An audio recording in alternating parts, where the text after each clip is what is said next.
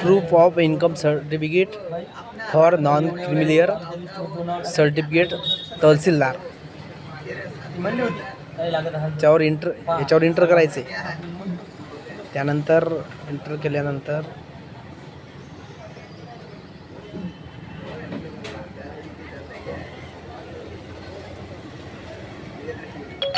हे अशा पद्धतीचं पेज हे शो होणार आहे. नंतर पुढे सुरू करा, याच्यावर क्लिक करायचं आहे.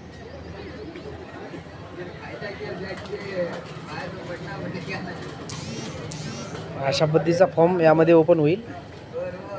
याच्यामध्ये अर्जदाराचा तपशील, यामध्ये संबोधनमध्ये श्री जे काही असेल तर, त्यानंतर पूर्ण नाव इंग्रजीमध्ये, पूर्ण नाव मराठीमध्ये, त्यानंतर संबोधन त्यांच्या वडिलाचे इंग्रजीमध्ये नाव आणि मराठीमध्ये नाव.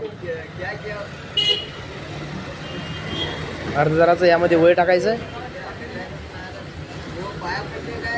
त्यानंतर लिंग स्त्री निवडल्यानंतर ॲटोमॅटिक मेल येऊन जाईल. त्यानंतर इथे व्यवसाय सिलेक्ट करायचा आहे. भ्रमणध्वनी क्रमांक, मोबाईल नंबर इथे एंटर करायचा आहे. त्यानंतर खाली यायचं आहे. अर्जदाराचा निवासाचा तपशील, इथे पत्ता टाकायचा आहे. शॉर्टकटमध्ये वाशिम टाकलं तरी चालते, जे असेल ते. त्यानंतर इथे जिल्हा सिलेक्ट करायचा आहे, तालुका सिलेक्ट, त्यानंतर गाव सिलेक्ट करायचं आहे. त्यानंतर पिनकोड टाकायचा आहे.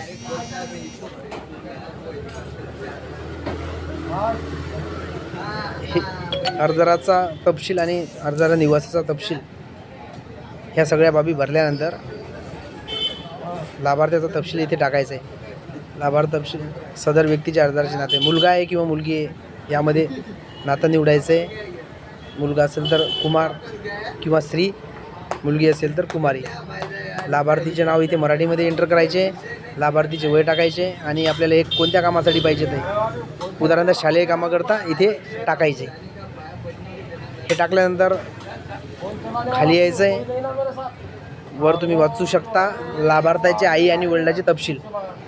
तर यामध्ये तपशीलमध्ये आई सौमध्ये संबोधन टाकायचं आहे, श्रीमती सौ वगैरे. आईचं नाव इंग्रजीमध्ये टाकायचं आहे.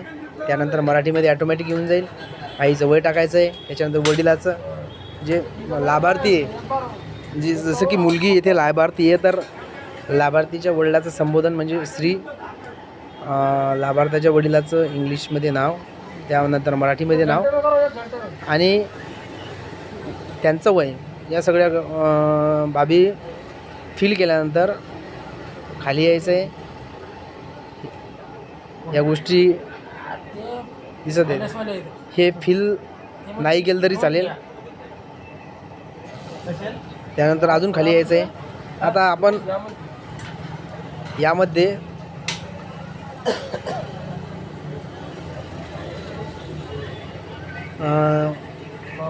जे आपण सिलेक्ट केलेलं आहे, तर त्यामध्ये इतर व्यवसाय वगैरे काय जे आहे ते आपल्याला इथे, शेती असेल शेतमजुरी किंवा इतर मजुरी किंवा इतर व्यवसाय किंवा नोकरी, यामध्ये जे आपण त्यांचं व्यवसाय टाकलेला आहे, तर तो इथे समोरच्या बॉक्समध्ये 3 वर्षाचं उत्पन्न टाकायचं. जसं की बघू शकता इथे 21, 20, 21, 21, 22, 22, 23 बस एवढं. त्यानंतर हे फिल केल्यानंतर साईन डेट, म्हणजे आपल्या उत्पन्न दाखल्यावर जी आजची डेट आहे किंवा जी डेट असेल ते इथे टाकायचे. जावक क्रमांक इथे टाकायचा आहे आणि त्यानंतर मला मंजूर या गोष्टी करायच्या आहेत. ठीक आहे, धन्यवाद.